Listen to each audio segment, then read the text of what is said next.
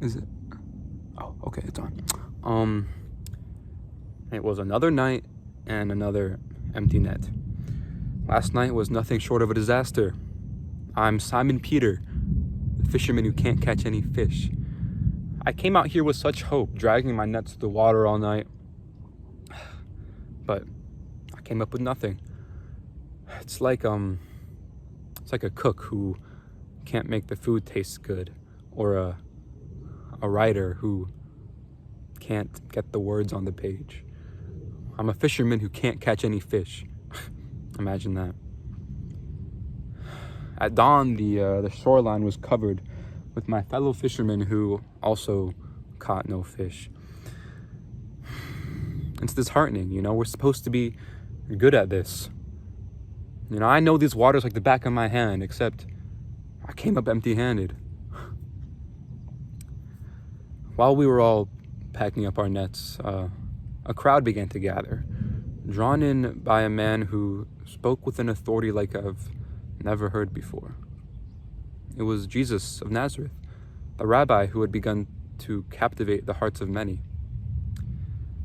At some point, he walked over towards me, and there was a gleam in his eye of a calm power.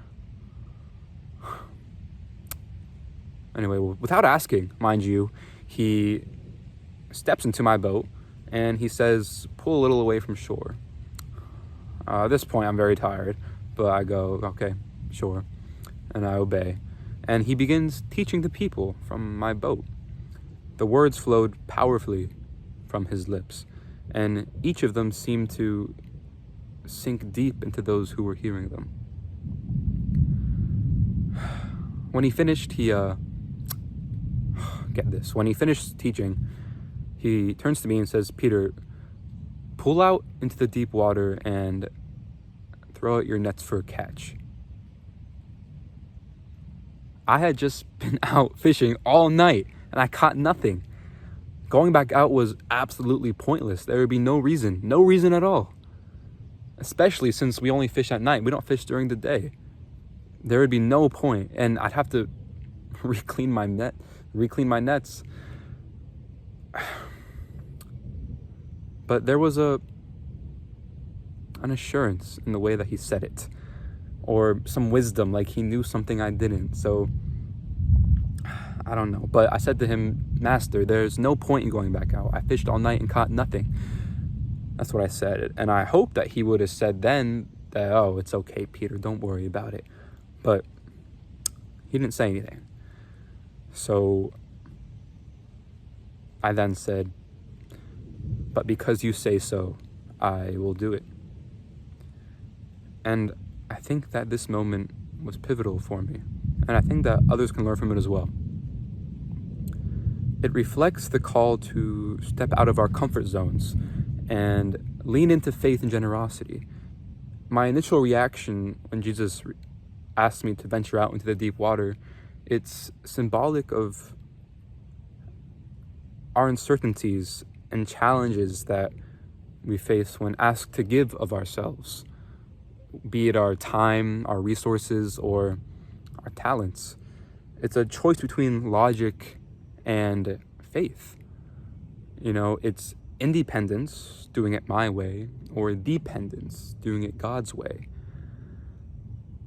That's the choice I was faced with. And I feel like we are faced with this choice many times in our lives. When we may feel that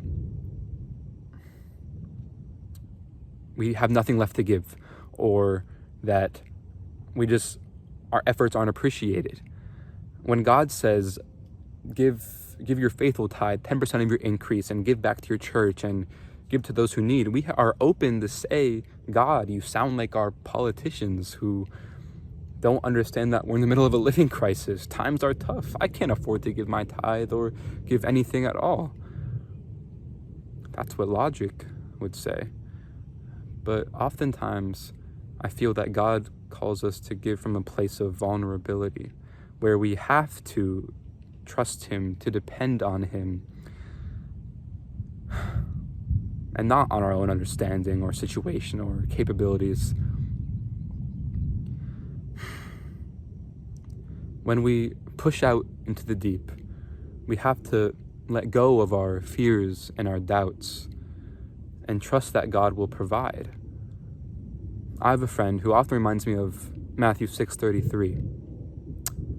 And it says, "Seek first the kingdom of God, and all these things then will be given to you." When we trust that God will provide, when we put Him first, when we put God first, He will provide. You know, even when money's tight. So, during the daylight, I go back out into the water, and I experience a miraculous catch. So many fish that my nets almost break. I've never seen this many fish alive in one spot. This overflow is representative of, you know, what it's like to put God first in our lives. When we trust Him with everything, all of our resources, He will bless us in ways that we can't even imagine.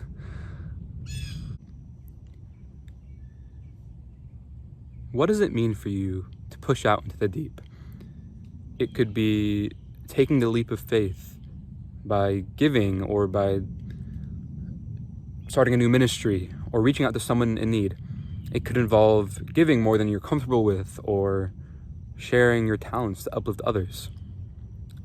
But as we reflect on God's call to push out into the deep, let's remember that true giving is an act of faith.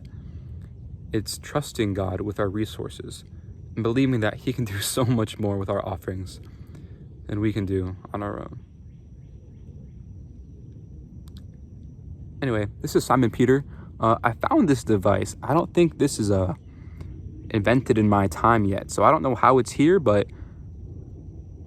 I'm willing to bet in a couple thousand years people will make money by recording themselves. So know that Simon Peter did it first. And that's what was on my mind today. Anyway, bye.